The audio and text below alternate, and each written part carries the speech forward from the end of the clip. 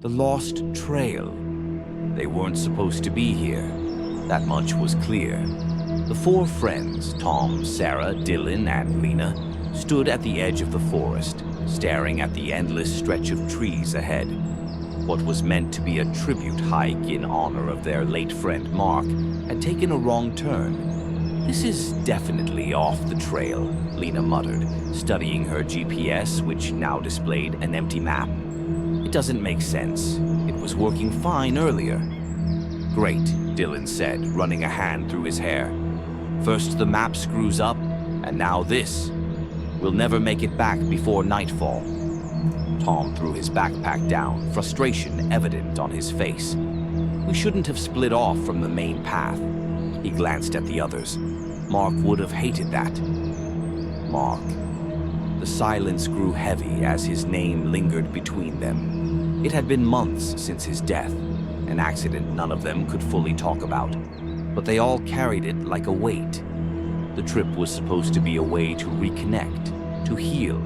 Instead, it was already unraveling into something none of them expected.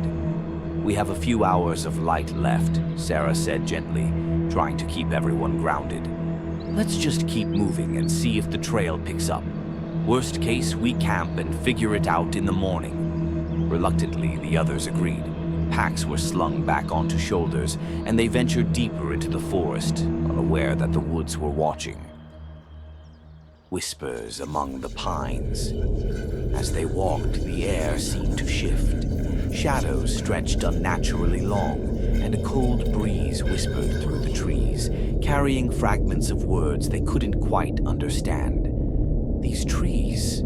Dylan stopped, pointing to strange carvings in the bark. Swirls, runes, and symbols, like those he had only seen in history books on Norse mythology. "Anyone else feel like we shouldn't be here?" Lena stepped closer to examine one of the carvings. "Looks ancient.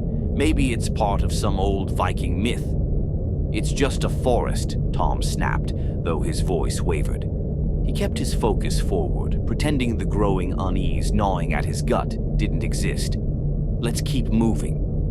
They did, but the forest refused to let them go. At first, it was subtle, twigs snapping behind them when no one else was there. Then came the whispers, rising and falling like distant chanting. They would stop, listen, and hear nothing but the rustle of leaves. Yet every time they resumed walking, the whispers returned, following them like a curse.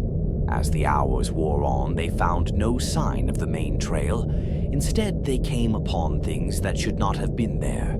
A deer carcass, split clean in half, steaming as if it had just died. A crude altar of bones arranged into symbols that looked eerily familiar, matching the carvings they'd seen earlier. And footprints. Not animal tracks, but large humanoid impressions, impossibly deep in the earth. "Someone's following us," Sarah whispered. "It's not someone," Lena said grimly, clutching her backpack strap. "It's something. The Watcher in the woods."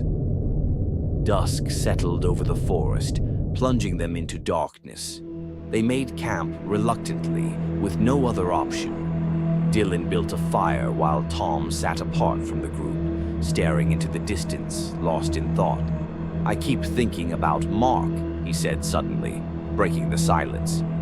"How we could have done something, anything different, and maybe he'd still be here." Sarah reached out, squeezing his hand gently. "It wasn't your fault, Tom." "Wasn't it?" Tom's voice cracked raw with guilt. "We all knew he wasn't in the right headspace, and we still let him go off on his own that night." The group fell silent, the weight of unspoken truths pressing down on them. They had come here to reconnect, to grieve, but being lost in the wilderness only magnified the guilt they carried. Then from the trees came a distant noise, a low groan, deep and resonant, like the creak of ancient wood bending under immense pressure. Everyone froze. Lena's breath hitched.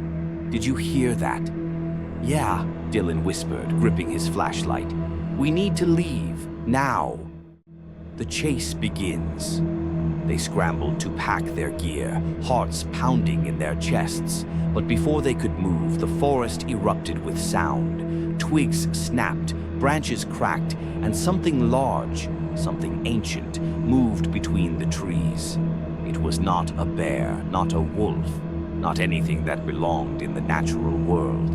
Its silhouette was fleeting, visible only in glimpses between the trunks, a towering figure with antlers or twisted branches atop its head. "What the hell is that?" Dylan screamed. "Run!" Tom shouted, grabbing Sarah's hand and pulling her forward. The four friends bolted through the forest, weaving between trees and stumbling over roots. The thing behind them gave chase, its footsteps heavy, shaking the earth beneath their feet. Lena dared a glance behind her. In the flicker of moonlight, she saw it clearly, a creature both man and beast, its eyes glowing faintly like embers in the dark.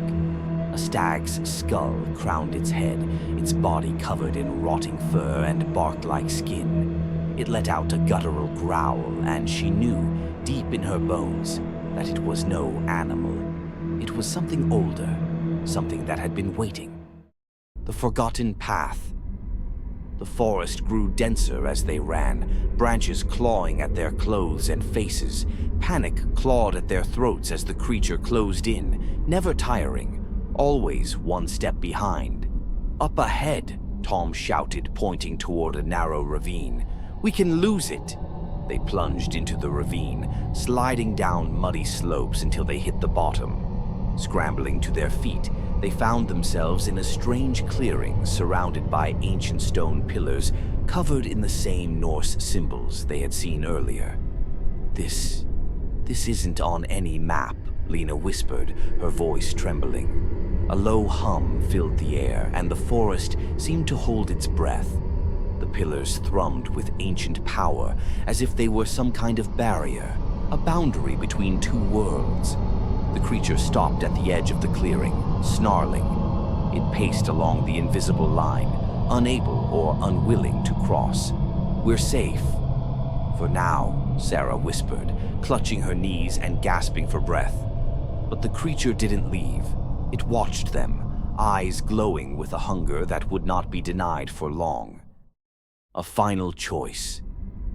Hours passed, and the cold of night seeped into their bones.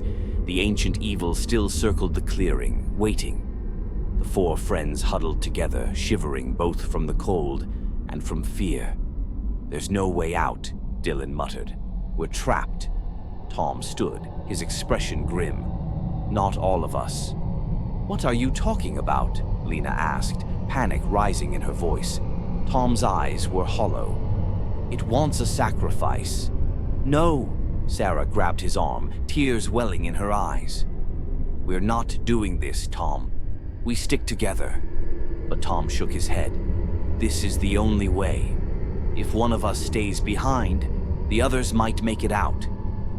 Before anyone could stop him, Tom stepped beyond the boundary of the pillars. The creature lunged, seizing him in an instant. "No!" Lena screamed as the others held her back. Tom gave them one final look, haunted but resolute. "For Mark," he whispered, just as the forest swallowed him whole. "The way out." With Tom's sacrifice, the ancient evil retreated into the shadows, satisfied. For now. The remaining three stumbled out of the clearing at dawn, exhausted and broken. When they finally found the main trail again, it felt like stepping back into reality. But none of them spoke a word. There was nothing left to say. Some paths, they realized, were never meant to be walked, and some losses could never be undone. As they reached civilization, Lena looked back one last time, staring into the woods. For just a moment, she thought she saw glowing eyes watching from the tree line. But when she blinked, they were gone. Or perhaps they were still waiting.